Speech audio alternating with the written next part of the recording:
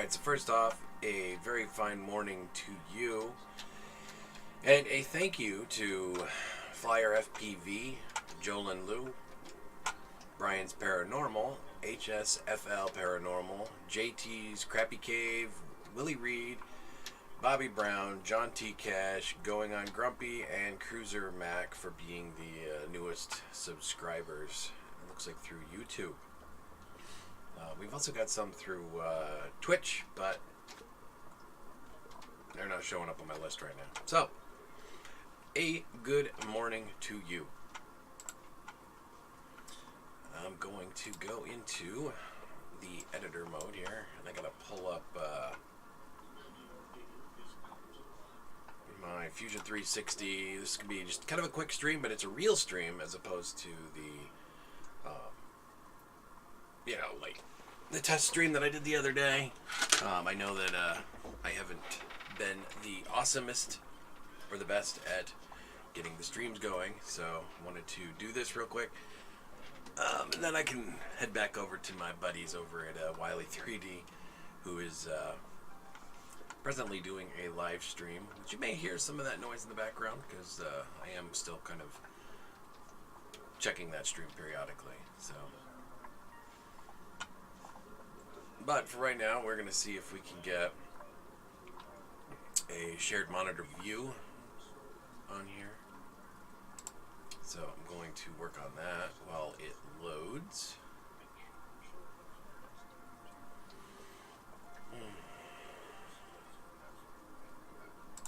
Let's go to display capture. This is the OBS Streamlabs. I'm trying to... There we go. See, that worked really well, actually. Close that for a second while it loads. And we will move our camera up here. That way we can still keep the camera thing going.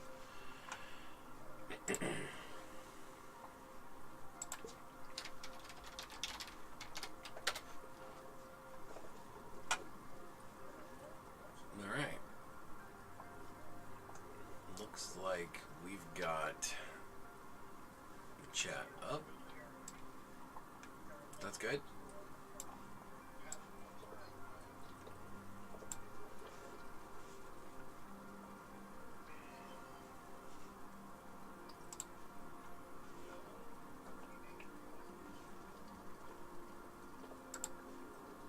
Let's check on our buddies here.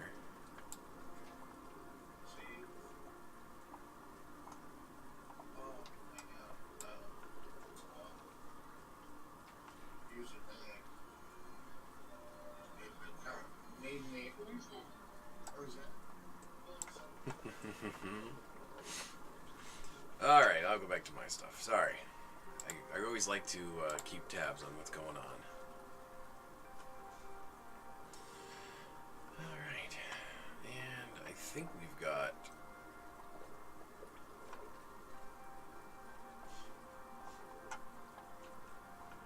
chatbot going too. And one of the things that I was told I could do was slow down the stream a little bit, but we'll work on that later. So let's turn the display on and let's see if we can't do something fun and creative. Oops, that's wrong.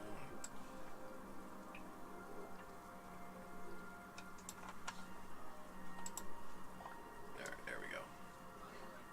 Gonna put me up here.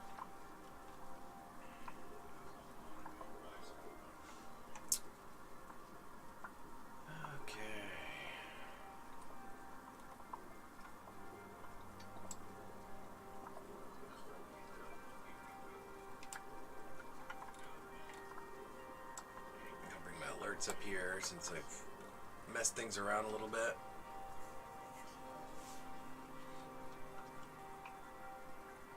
And I think we're good. I'm just gonna put my logo in here at some point. I keep forgetting. Alright, so the present project that I want to work on here is there's a piece on the track which is for the Pinewood Derby, and this right here is having some issues. These are really sensitive. I get a lot of background noise going on here. Hold on a second. Let me see if I can't turn some of that down a little.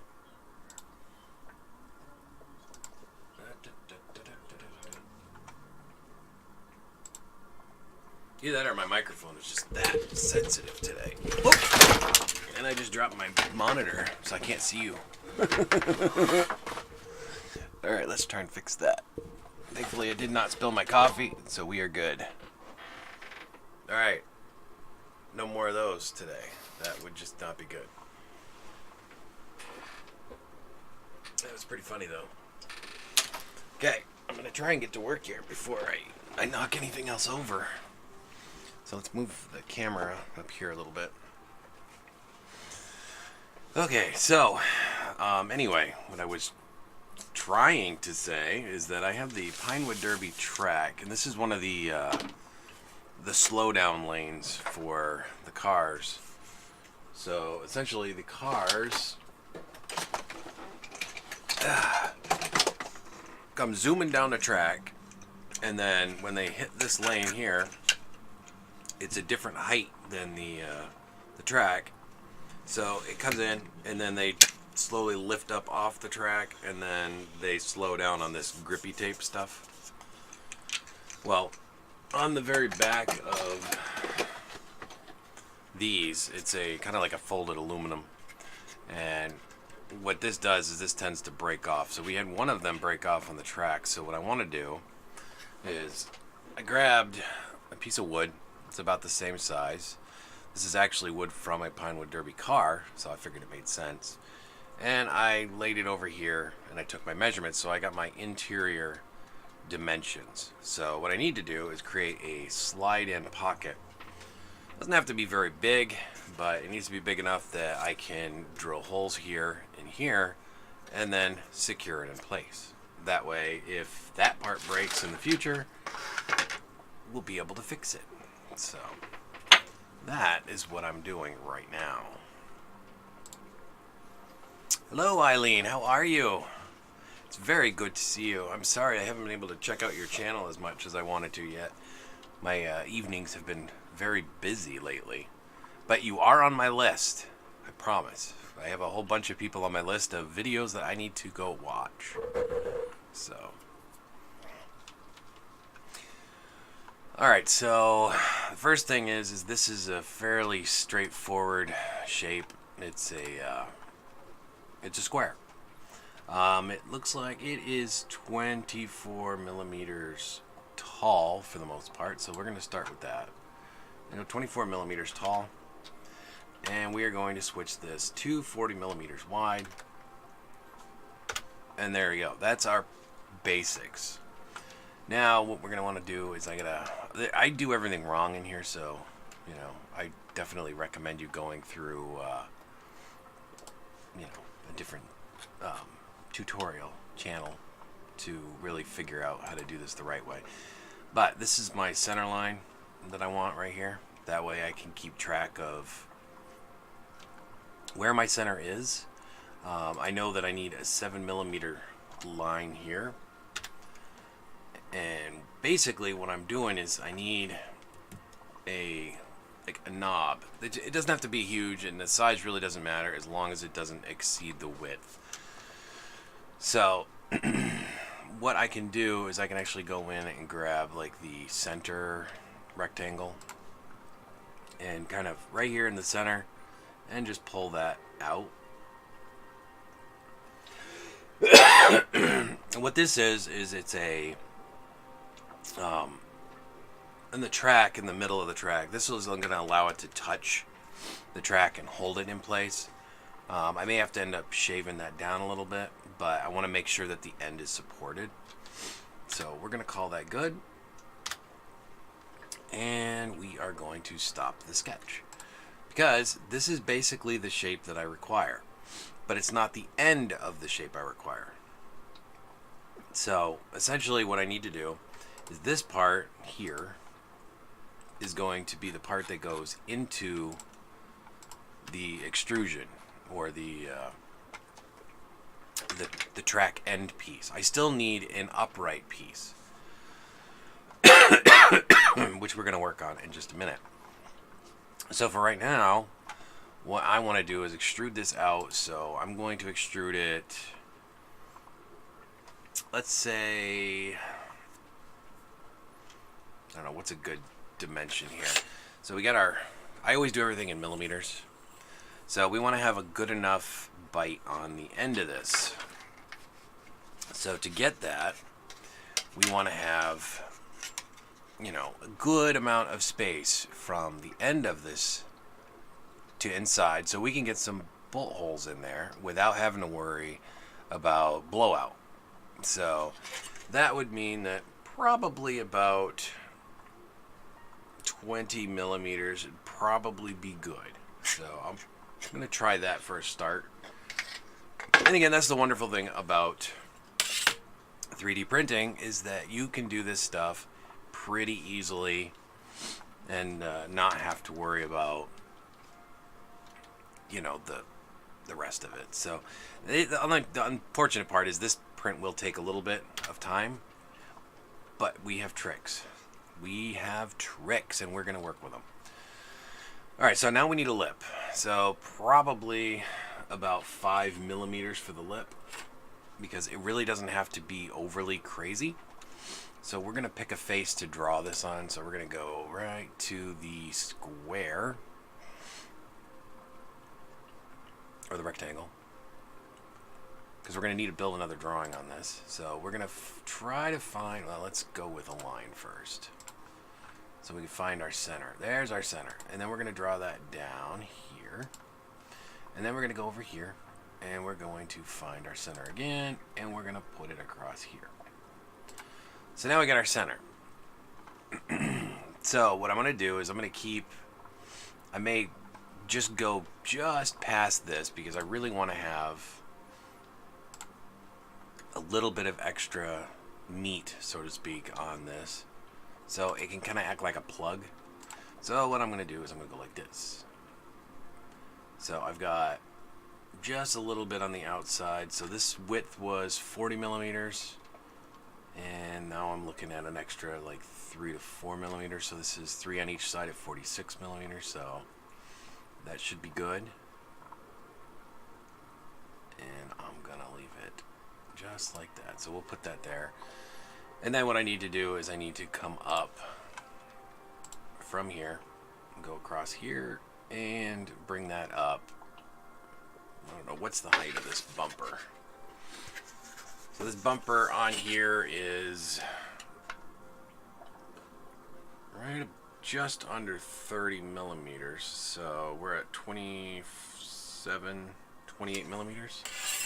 So that's 28 millimeters.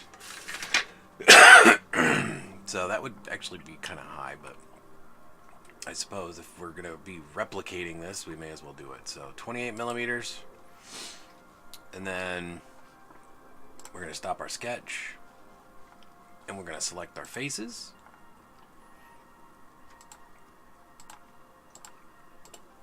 That we would like to bring out.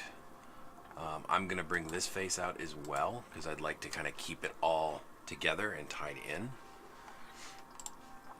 And I'm going to pull this out probably,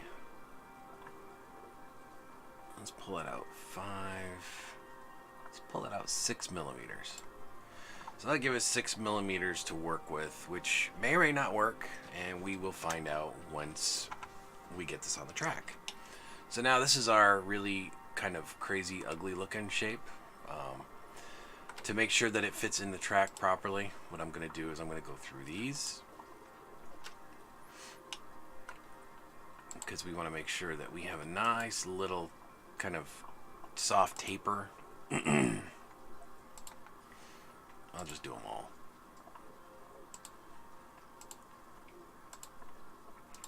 Because chamfers are cool, man. And then we're going to go in here and we are going to do a chamfer, not a fillet. And we're going to try a 2 millimeter. And that should work.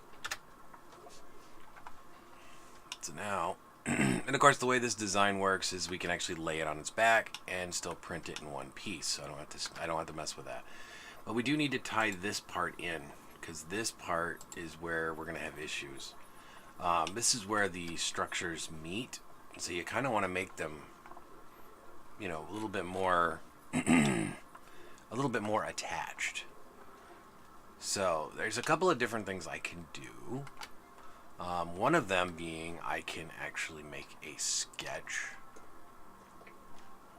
and I can actually make a little tunnel here and then tie it that way, or I might be able to do where I take these and I apply a tiny little chamfer to them. I really don't think that's gonna help me too much, but it always looked cool, so I'm gonna do it anyway.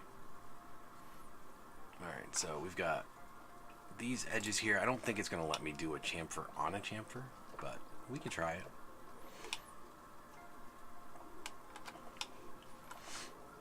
So let's give it a shot. Chamfer. Although, actually, a fillet would probably be better in this particular circumstance. So let's try one. And the other thing is, too, is the more I step this chamfer out, or this fillet,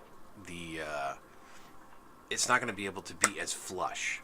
So that's something else we'll have to consider. But that's not really a big deal because there's also some tape and stuff. So a little bit of flex in there is not going to be the end of the world. So we'll probably stop with a 1mm fillet, and I'm going to call that good. And then the only thing we got to do now is I'm going to take some of these edges off because they don't really like having sharp edges, especially when there's kids around. So let's take care of that. These ones we will definitely use a fillet. So we're gonna do a 1mm fillet on these. That'll give it a nice soft edge. That way it's not rigid and sharp and all that. I am gonna leave this back side just a little bit more sharp than I'd like to, but that's just because of where everything sits together. So, all right. So what else we got? We need a hole. So now that we know this, we need a hole probably somewhere in the middle here. We need something for a bolt. Good morning, Sloza. If I pronounced that right. If I didn't, I apologize. So what I'm going to do is I'm going to, again, pick something to start drawing with. So probably my line. I'm going to pick this face here because it's easy enough to work with. Find my center. And then right here, there's my other center. And I'm going to stop it right there. And what I'm going to do is I'm going to assume, let's see if I got any bolts sitting around here. Well, we actually have a screwdriver, which might work. So let's see what we're using a Phillips head. We're going to measure that, and we're going to figure, okay, so that's right about 5mm. So that's like an M5 bolt. And again, if we need to, we can absolutely drill this out a little bit more. It's better to have too small of a hole than it is to have too big of one. And the other benefit to having this inside the track is because when you put the bolt in, it's going to be pulling against that material as opposed to the aluminum. So you're not going to end up like warping the aluminum. It should be nice and, perfect. So, well, we'll see. I am designing this, so the odds of it being perfect are probably not that great. But we will see. All right, so we're going to go with, like 5mm. I like that. That'll work. And then we're going to inspect this just to make sure. Because I always do that on accident.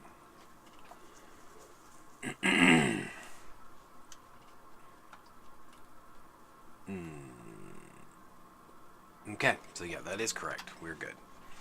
So we got a 5mm face here. So what we're going to do is we're going to stop our sketch again. And we're going to select these faces here. And I'm going to rotate this model just like this. Because this part really doesn't matter. Because you're going to see it, trust me. But you can see that red line. I'm actually going to just remove this material. And I'm going to go right through the part. That way I don't have to turn the model and look. Hit enter. And now we have a hole. So this part right here is where the bolt is going to go through. So we're going to need really about a 2.5-inch bolt to go through there. That's about 5mm. And if it's not exactly 5mm, that's fine. It's better if we can get a little, just as close to it as we can. That would be ideal. And what I can do here is same thing. I always like to soften these edges just a little bit. So we're going to soften that edge. And we're going to probably use the chamfer for that. And we'll probably do like just a 1mm. And that's just going to give it a little bit of something to play with. Morning, Ron. How are you, buddy? Actually, that's probably a little bit much. So let's go with a 0.5mm chamfer on that. Again, it's just to kind of tie the tube structure and everything else in together. Because when you 3D print, you're 3D printing with an infill. Tommy Llama is in the house. Good morning. So, yeah, what you want to do is when you're building something big, you really don't want to have like 100% infill. Because it's just a waste of plastic. You don't really need that. What it matters is your shells. Good morning, Matt. You guys aren't jumping ship on Mike, are you? I was planning on going in there after. I just needed to do this stream because I don't have a live stream sitting on my dashboard for this week. And it's really important to get that. So back to infill. When you are modeling in Fusion 3 Sand, you do it. Good God, everybody's in here. I love it. And if you see me do anything wrong, I mean, absolutely tell me I'm doing something wrong because that's the entertainment value of this. So yeah, we're talking about infill. Infill is the amount of space inside this material that you use on a 3D printer. So when you have all this going on, you know, if this was like 100% infill, it would be a solid chunk of plastic. The most important part about 3D printing is the shells. Okay, so your shells around your penetrations, like where your bolt holes are going to be, your shells around your, these faces. So, I could probably get away with doing like maybe 4 shells, or, if I really want it rigid, then maybe 6 shells, and I could do like a 20% infill. But you got to be careful when you do infill because this hole, depending on your printing orientation, may end up not supported. So you want to make sure that when you do infill, you kind of look at your sliced model to make sure that your hole isn't appearing in a void space on your infill, because then it's not going to have anything holding it up. And that is the part of infill that's important, is making sure that you have sufficient support inside. It's not to be confused with the support on the exterior. Okay, so the exterior supports would be like if I printed this just like it's sitting right here. This is an overhang. It's like, I mean, that's crazy. If you got a beautiful printer, maybe, but the problem is that you got an overhang that goes with perimeters that goes out this way, across this way, and then around. So I don't really think it matters what kind of printer you have. I don't think you're going to be doing that with any margin of success, even with like turbofans. So you would want to put supports underneath this that tie this to your build plate, which would be down here. So just a little thing about what I'm thinking about when I'm doing this. The orientation on this particular model, though, is not going to be like that. I'm actually going to be printing it in this orientation. So this is my concern here, what I got to worry about. Printers can usually handle like that 45 degrees without much problem, but it's not always good. You might end up with a little bit of boogering right here. So again, you may have to clean out the hole a little bit. So that's where drill comes in. And And my apologies. I gotta keep clearing my throat. I got allergies. Horrible. Alright, so what do we gotta do now? We need something. Something. Okay, so we know where our hole is. Now, what we could do if we wanted to loosen up this a little bit and kind of reduce the weight is I could actually kind of, cut some holes in this. So like right here, I don't really need this to be completely solid. So I could basically come in here, sketch on this face, and be like, okay, there's my half point. There's my half point. So I know right in there, that's my half point. And what I can do is I can get that center rectangle again, because I really like that tool. And I can go, all right, so let's bring that out just a little bit. And, yeah, we're not going to bring it up. We're going to just leave it right there. And then what I'm going to do is I'm going to stop my sketch, and I'm going to select this face, and I'm going to extrude this right through the model. So, there we go. So now I have this extra space that really wasn't doing anything to begin with. Oh, Tommy, this is a wrong orientation for you. Hold on. Let me orient this correctly first, and then I will explain. This is the end piece to this track. This is part of the Pinewood Derby tracks that the Boy Scouts and the Cub Scouts do. Proud tradition for 66 years. And what I'm doing is because this aluminum over time bends, flexes, and then breaks off. Okay, this is the end stop for the cars. So if the car is successfully, I'm dropping stuff again. If the car succeeds in coming off the track and sliding all the way up here, it's going to hit this foam bumper. Well, if this foam bumper breaks off, then essentially the car's going to go shooting off like a rocket. So, and we get some cars that go pretty fast, but not dangerous fast, but then they're going to end up going all kinds of places.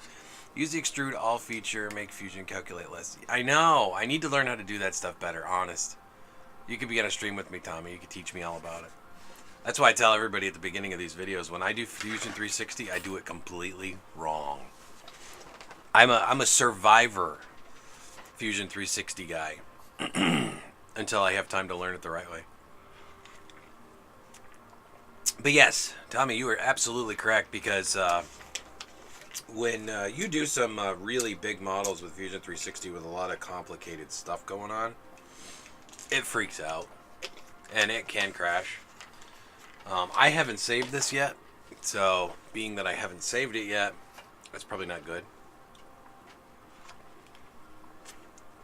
But it's not like Autodesk 123D, where every 2 seconds it would crash based on what you were doing. So, but anyway, yeah, so what I'm doing here is I'm taking out this section here to kind of just use a little bit less material, because this is going to be 100% vertical. I'm printing this on the back side here, and then it's going to go, so this is all straight up. So this, all I got is my perimeters, my shells. But what I could do here is, again, I can actually prettify it a little bit. It uses a little bit more material, but I don't care. It's still fun. It's pretty. And we'll use a fillet on this because I like fillets. There you go. 1 millimeter fillet, no problem. And then, again, with these, I probably ought to do the same, just to get them nice and smoothed in there. Again, it really doesn't matter because this is being printed in a vertical orientation, so it's not a horrible thing. But so we're going to just kind of soften that edge a little bit. I find that when you kind of curve some of these edges a little bit, for 3D printing anyway, it helps tie these structures together a little bit better. Because depending on the 3D printer you have, sometimes you end up with, we have a flat space plugged into a flat space like that, and then that joint is not very great sometimes. And again, that's back to the infill percentages and stuff like that. So again, you want to make sure you're paying attention to, when you slice your model, where that infill pattern is, to make sure that you have adequate support for whatever you're printing on top of it. Because when you're printing a separate, it's the same piece, but it's like separate. So it'll print that first part all the way across. And it's going to be like, it's like, okay, oh, now I got to stop and leave a space here. And then it's going to start printing the shell on that. So you don't have as much structure on what's being printed on top of the part as you do from where you're printing from the bottom up. I don't even know if that made sense. I tried to make that make sense, but if I, you know, if I failed epically, I apologize. Sometimes I need a dictionary for myself. All right, so we got this. Now the question is, because this is the top of the thing, do we really need it to be solid? I mean, really. You know, I mean, the idea is to, I mean, this back piece here is about this size, okay, just to give you a reference. I'm doing extreme close-ups right now. So if I take too much material away from this, it may weaken it, but I still have the perimeter. So if I'm doing like a six perimeters on my shells all the way around, then it should be strong enough because it's not going to be hitting it that hard. But I'm also kind of, I mean, it does go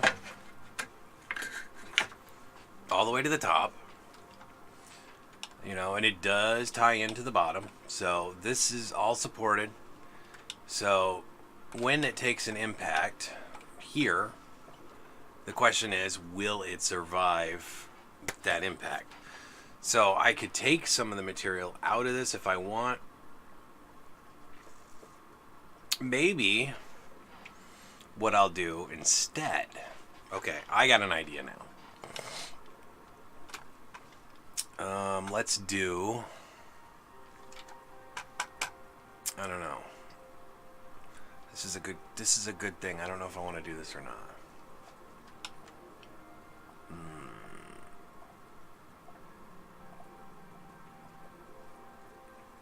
I think I may end up leaving it like this because there's going to be some foam on this and you're not going to be able to see it. If I did any, I was thinking about doing text or something. But since this is going to be inside the aluminum, this is going to be up against the aluminum, and there's going to be foam stuck to the back of this. You're not going to see anything unless I raise it up a little bit higher, and honestly, I don't think that I really need to do that. So I think I'm going to call this good, and then we'll bring it into a slicer and take a look at it. So right now I got to go up and save this. I'm going to save this as cut or add grooves. The alternating shell lines will make it stronger. That's a good point. I could do that. Actually, let's do that. But let me save it first. So this is the Derby end ramp plug. I don't know what to call it, so we'll just call it a plug. Now, I might not be doing this right, Tommy, so just tell me if I'm not. But what I can do is I'll go in here, select this face. Oh, extreme close-up. Holy cow. Let's back out a little bit so I can see. Actually, that would be good for adhesion too, if I understand what you're saying correct. Cut or add grooves. Yeah, so what I can do is, again, I'm going to use my handy dandy schmancy line tool, which I know you don't have to use the line tool. I do it, but yes, kitty. I know you want attention. I don't know if I can use this one or not. So what we can do is probably go 2 millimeters tall on this.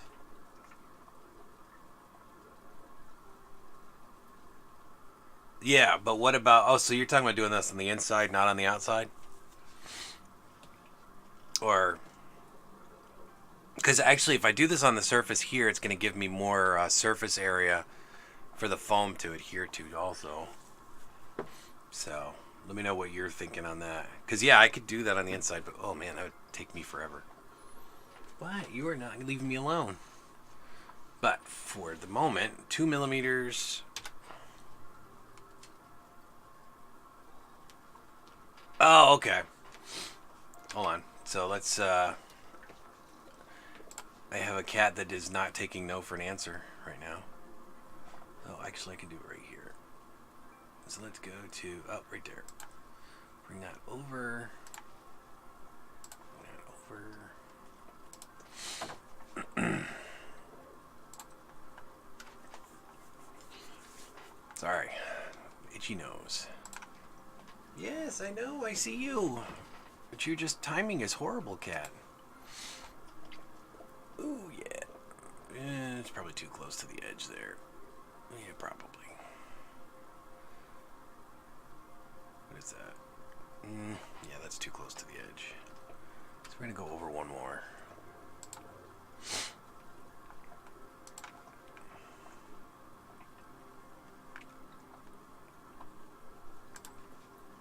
Whoa! I don't know why I just did that. That was funny. What was I thinking? Yes. I did see you the first time, kid. I'm telling you.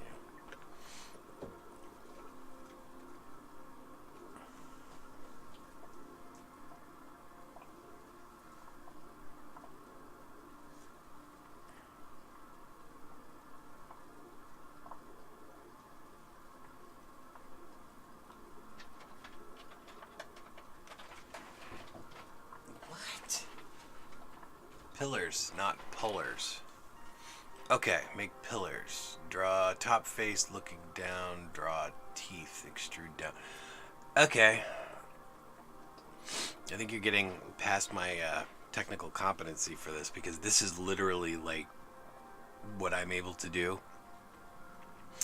Well, I'll show you what I was gonna do, which I know is not what you're talking about. Now that I think I know what you're talking about, I was actually going to go like this, and I was going to extrude this a millimeter in, and then what I was going to do is I was going to go on these faces here,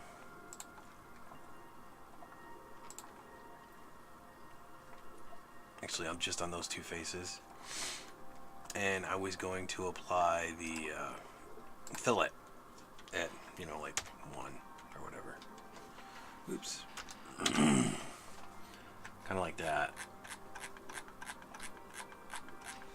But I think I did that backwards, actually. I think I wanted the... Yes, I don't want that one. I want the reverse of that. But anyway. Not in Hangout, but I can... Let me see. Because this is Streamlabs OBS, so I have not tried doing the Hangout part yet. But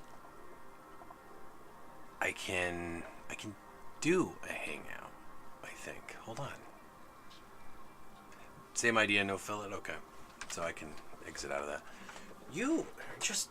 Oh my god, you're killing me, cat. Let me pull up...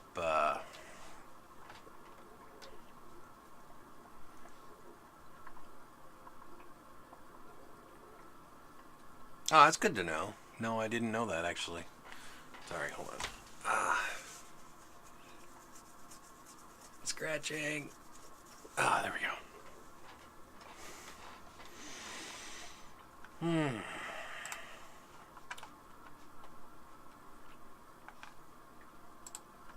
Goo goo goo goo goo goo goo do do do do do do.